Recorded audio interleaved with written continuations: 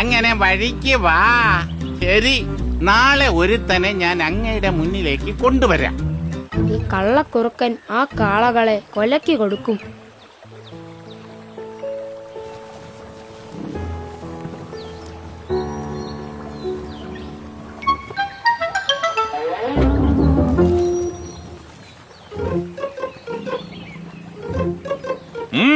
എന്ത് വേണം? എനിക്കൊന്നും വേണ്ട, പക്ഷേ നിനക്കെന്ത് വേണമെന്ന് എനിക്കറിയാം. ഈ പുഴയുടെ അക്കരെ നിൽക്കുന്ന പച്ചപ്പുല്ലിലാണ് നിന്റെ കണ്ണെന്ന് എനിക്കറിയാം. പക്ഷേ സിംഹരാജാവ് നിങ്ങളെ ആ പുല്ല് തിന്നാൻ സമ്മതിക്കില്ല. നിനക്ക് ആ പുല്ല് തിന്നണമെങ്കിൽ ഞാൻ സഹായിക്കാം.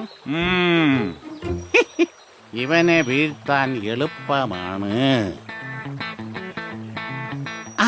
ഞാൻ പറയുന്നത് രഹസ്യമായിരിക്കണം.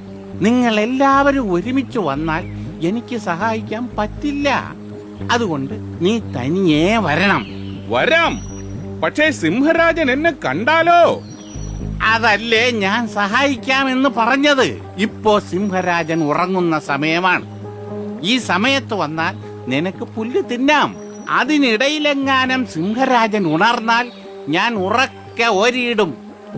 അപ്പോ നീ പുഴയിലേക്ക് ചാടി നീന്തി അങ്ങ് രക്ഷപ്പെടണം.